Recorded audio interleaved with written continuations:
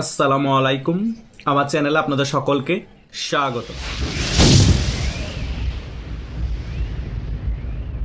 আমি গত কিছুদিন আগেও বলেছিলাম যে আমাদের বাংলাদেশের তিন বাহিনী যেভাবে প্রস্তুতি নিচ্ছে তা দেখে মনে হচ্ছে নির্বাচনের 2 দিন আগে থেকে বাংলাদেশে যুদ্ধ শুরু হবে, আর নির্বাচনের দিন মেইন যুদ্ধ হবে।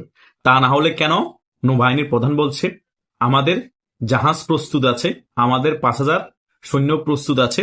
সেনাবাহিনীর প্রধান বলছে আমরা বিপুল পরিমাণ সৈন্য মোতায়েন করব, এবং বিমান বাহিনীর প্রধান বলছে আমাদের বিমানও প্রস্তুত আছে।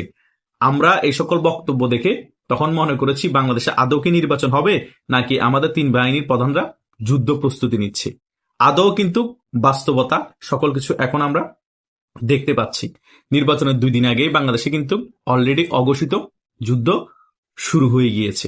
এখনো নির্বাচনের আরো একদিন বাকি আছে, মানে কালকে নির্বাচন। আজকে 11 তারিখ সারা বাংলাদেশে রিপোর্ট অনুযায়ী 18 থেকে 20টা ভোট কেন্দ্রে আগুন লাগিয়ে দেয়া হয়েছে। অনেকগুলো ভোট কেন্দ্র জ্বলে পুড়ে ছাই হয়ে গিয়েছে। গতকালকে তার সংখ্যা ছিল 11টা। নির্বাচনের আগে যদি ভোট কেন্দ্র জ্বালিয়ে পুড়িয়ে ছাই করে দেয়া হয়, তাহলে ভোটাররা ভোট কেন্দ্রে কিভাবে যাবে? শুধু তাই নয়, বাংলাদেশে 40 থেকে 50% মানুষ আওয়ামী লীগকে সমর্থন করে বা মুক্তিযুদ্ধের পক্ষের শক্তি, তারা ভোট কেন্দ্রে যাবে না ভোট দিতে। এখন যদি এভাবে করে ভোট কেন্দ্রগুলো জ্বালিয়ে পুড়িয়ে ছাই করে দেওয়া হয়, তাহলে আরো যে সকল ভোটাররা আছে তারাও যাবে না। তাহলে বাংলাদেশে 10-15% মানুষ ভোট দিয়ে একটা সরকার গঠন করে ফেলবে। এটা কি আদৌ সম্ভব? বাংলাদেশ বলে সম্ভব হচ্ছে, কিন্তু ডক্টর ইউনূস সরকার ফুলিয়ে ফাঁপিয়ে দেখাবে 40 থেকে 50% মানুষ ভোট দিয়েছে। ভাই, বাংলাদেশের মানুষ এই সকল নাটক আগে থেকে বুঝতে পারছে। নির্বাচনের পরবর্তী সময় কি নাটক মন্তস্থ করবে ডক্টর ইউনূস। যেখানে ভোট কেন্দ্র পুড়িয়ে দেওয়া হচ্ছে, পুড়িয়ে দেওয়ার পর স্লোগান হচ্ছে এই নির্বাচন মানি না, মানব না। এই স্লোগানে সারা বাংলাদেশ দেখেন যেখানে উত্তাল হয়ে আছে, এই ডক্টর ইউনূস গংরা তারপরও পাতানো নির্বাচন দিয়ে দিচ্ছে। ভাই, যে নির্বাচনে জনগণের অংশগ্রহণ নাই, যে নির্বাচনে জনগণের পছন্দের প্রতীক নৌকা নাই, যে নির্বাচনে আওয়ামী লীগের মতো রাজনৈতিক দল অংশগ্রহণ করতে পারে না, সেই নির্বাচনকে জনগণ কেন মেনে নিবে? আর সেই নির্বাচনে জনগণ কেন অংশগ্রহণমূলকভাবে ভোট কেন্দ্রে গিয়ে ভোট দিবে? প্রশ্নই উঠে না। কথা বুঝতে পেরেছেন? নির্বাচনের আগে বাংলাদেশে অলরেডি যুদ্ধ শুরু হয়ে গিয়েছে। নিউজ মিডিয়া অনেক কিছু আসছে না। কিছু কিছু ভোট কেন্দ্র যে পুড়িয়ে দেওয়া হয়েছে সেগুলো নিউজ করা হয়েছে, কিন্তু আরো অহরহ ভোট কেন্দ্র পুড়িয়ে দেওয়া হচ্ছে। ওই সকল বিষয় আমরাও জানতে পারছি না, এবং বিভিন্ন নিউজ মিডিয়ায় নিউজ করতে দেওয়া হচ্ছে না। কারণ এই সকল বিষয় যদি নিউজ মিডিয়া নিউজ করে ভাইরাল করে দেওয়া হয়, তাহলে ভোটাররা ভয় পেয়ে যাবে, বিএনপির ভোটাররা ভয় পেয়ে যাবে, আওয়ামী লীগের ভোটাররা তো যাবেই না। একেবারেই ভোট কেন্দ্রে কোন ধরনের মানুষের উপস্থিতি থাকবে না, মানে কৌতুকের মতো হয়ে যাবে এই নির্বাচন। একে তো যুদ্ধ অবস্থা তৈরি করে রেখেছে তিন বাহিনীকে দিয়ে, দ্বিতীয়ত ভোট কেন্দ্র পুড়িয়ে দেওয়া হচ্ছে, তৃতীয়ত যদি নির্বাচনে জনগণের অংশগ্রহণ না থাকে, তাহলে নির্বাচনের ফলাফলের আগে নির্বাচন একেবারে ধূলিসাৎ করে দিতে হবে। কথা বুঝেন নাই? আর আরেকটা মজার বিষয় হচ্ছে, যুদ্ধ যে আসলেই চলছে গতকাল রাত থেকে আমরা সেটা বুঝতে পারছি। হান্নান মাসুদ দাবি করছে তার সমর্থকদের বাড়ি ঘরে নাকি হামলা করা হচ্ছে, জ্বালিয়ে পুড়িয়ে দেওয়া হচ্ছে।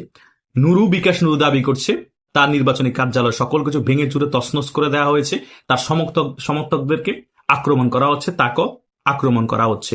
আক্তার হোসেন এনসিপির প্রার্থী, সে দাবি করছে তাকে ফোন করে নাকি হত্যার হুমকি দিচ্ছে।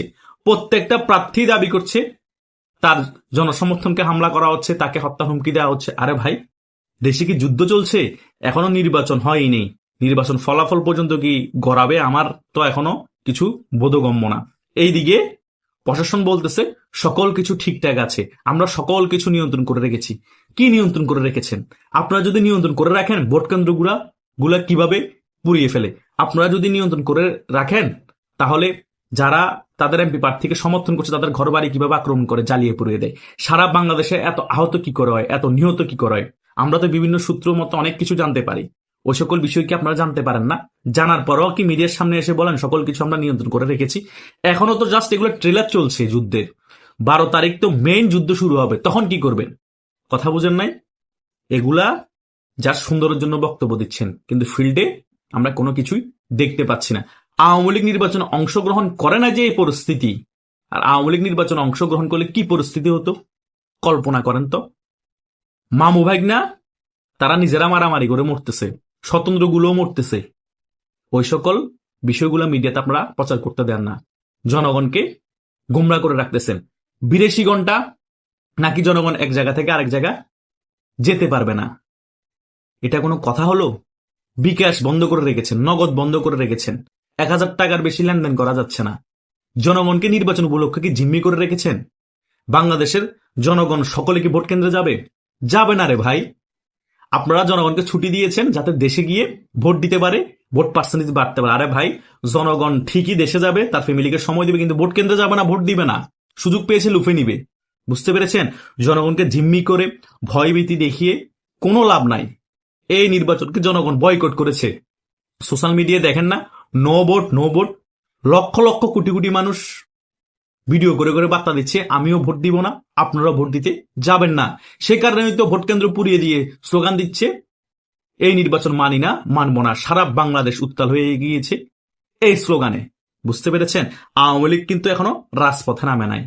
রাজপথে নামা ছাড়া জাস্ট সোশ্যাল মিডিয়ার ভূমিকম্পে সারা বাংলাদেশ লড়ে গিয়েছে এবং সারা বাংলাদেশের জনগণ আওয়ামী লীগকে সমর্থন জানিয়ে ভোট কেন্দ্রে যাবে না সেটা 12 ফেব্রুয়ারি প্রমাণ করে দিবে। আপনারা নিজেরা নিজেরা যুদ্ধ করে নিজেরাই মরবেন। আসন সমঝোতা করার পর আপনারা যুদ্ধ করবেন এবং পাতানো নির্বাচনের ফলে যেই ক্ষমতায় আসুক সেও ক্ষমতায় বেশি দিন ধরে রাখতে পারবে না, কারণ তাকেও যুদ্ধের মধ্য দিয়ে যেতে হবে। 16 বছরে শেখ হাসিনা বাংলাদেশের ঋণ রেখে গিয়েছিল 2 লক্ষ কোটি টাকা। এই ডক্টর ইউনূস 16-17 মাসে সেটা 23 লক্ষতে পৌঁছায় দিয়েছে। এখন 23 লক্ষ টাকা ঋণের বোঝা নিয়ে পাতা নির্বাচনের ফলে সরকার আসবে। একে তো আওয়ামী লীগের কোনো জনসমর্থন ওই সরকারকে সাপোর্ট দিবে না, এবং বিএনপির যে সকল নেতা অনেক দিন ধরে উপাস, তারা ক্ষমতায় বসার পরে চুরি চামারি টেন্ডারবাজি অবস্থানের জন্য নিজেরা মারামারি করে তছনছ বানায় ফেলবে। জনগণ হয়ে যাবে অতিষ্ঠ। আওয়ামী লীগের কর্মীরা নামবে রাজপথে। ইন্ডিয়া দিবে কূটনীতিক চাপ, বিশ্বের অনেক বাঘা দেশ দিবে কূটনীতিক চাপ, আমদানি রপ্তানি বন্ধ, বাংলাদেশ না খেয়ে মরবে, দুর্ভিক্ষ অবস্থা। পরে আন্দোলন সংগ্রাম করে ওই রেজিম চেঞ্জ। আমি চিন্তা করতেছি 2026 সালে আরেকটা নির্বাচন হয়ে যায় নাকি। এইরকম পরিস্থিতি এখনই আমরা বুঝতে পারছি আগামীতে কি হতে পারে। তার মানে কত ভয়াবহ পরিস্থিতি আমাদের জন্য অপেক্ষা করছে কল্পনা করতে পারবেন না। সেটার আলামত কিন্তু নির্বাচনে 1-2 দিন আগে থেকে শুরু হয়ে গিয়েছে।